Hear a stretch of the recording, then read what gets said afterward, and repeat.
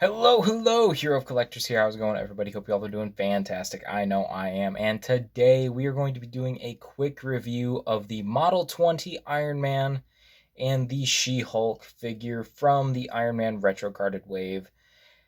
I don't I don't have the packaging for these anymore, but I will pull them up right now so you can see.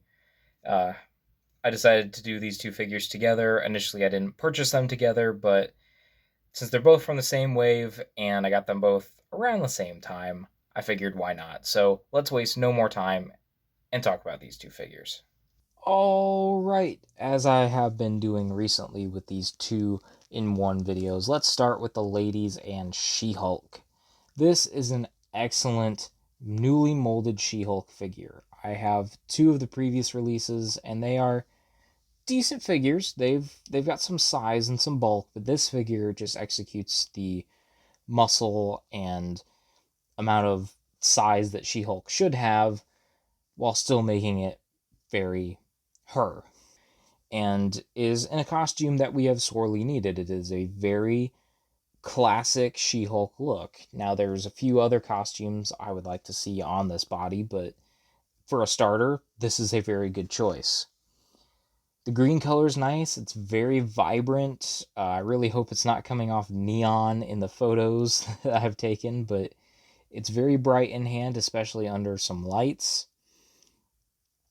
And overall, it's just a fun figure to handle. It's got good size and good articulation, but not impossible to balance, and she can move pretty smoothly and just overall looks good against other figures and even on her own. So there's a lot to like here with this She-Hulk. But the things that I don't like as much is the head and neck movement. It's very limited because of the hair sculpt. You can't get a lot of up and down, which is a bummer because having She-Hulk look around and be dynamic, especially in like a few of the running poses I did where she wasn't really looking up, it's kind of a pain. And then the cuts at the forearms where the white meets the green, it looks like it's about to separate. Now it never did when I was messing with the figure, but I'm really scared to move those bits, so I'm very cautious there. And this could just be my copy. But also at the calf, when I first got her out of package, one of the whole like calf assembly, the boot basically, popped right off the leg, and it's the same case on the other leg too. It's a very secure but loose connection to where I can move the leg and be okay, but I can easily pop it off when I want to. So it made posing scary in a way. And then if I was being greedy, I would have liked some alternate heads, maybe some with hair swept in other directions or different expressions on her face because, She-Hulk can be happy, she can be angry, she can be disgruntled. She's a very emotive character, so having that option would have been really great. But now let's move on to the Model 20 Iron Man, and I'm going to try not to gush too much about this figure, but this is my ideal Iron Man, my mind's eye. When I got into comics, this is what he was wearing during the New Avengers era and into like the Marvel Adventures comics. This is what he was wearing, and it's what I think of when I think of Iron Man.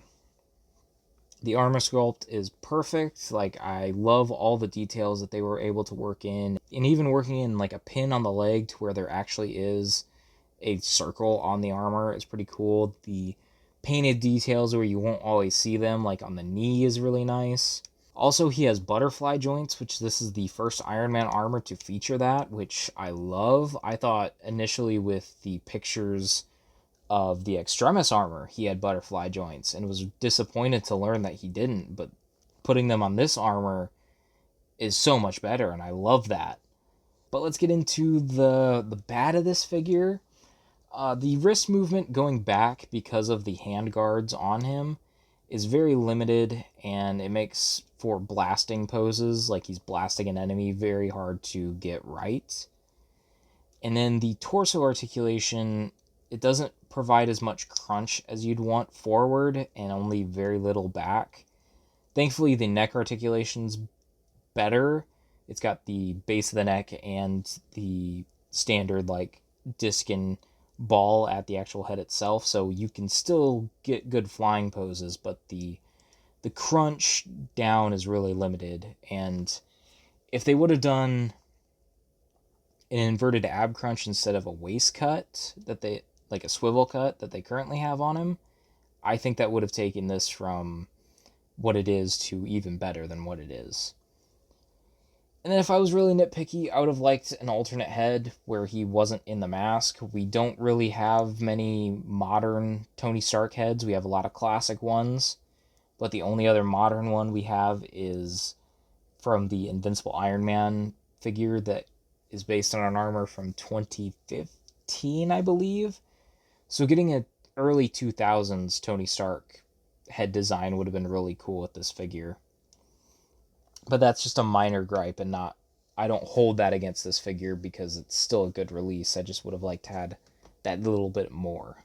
So overall, what are my final thoughts on these two figures? Well, they are both well executed figures of looks I have been wanting for a while. The She-Hulk immediately knocked out my other green She-Hulk and is going in my Avengers display, as well with this Iron Man. This is my ideal Iron Man, so of course he's going to be going with my new Avengers. I'm very happy with these two, and the complaints I do have are very minor. Yes, I would like them to be better. Of course I would.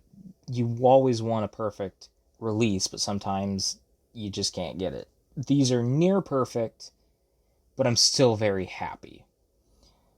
So my rating would be She-Hulk gets an 8 out of 10, and then Iron Man gets an 8.5 out of 10. They both have stuff that need to be worked on a bit more, but they are still very well executed figures. But that was my review. Let me know what you think down in the comments below. Do you agree with everything I said? Do you disagree with everything I said? Please keep it civil. Make sure you like and subscribe, and I will talk to you all in another video, another post, another time.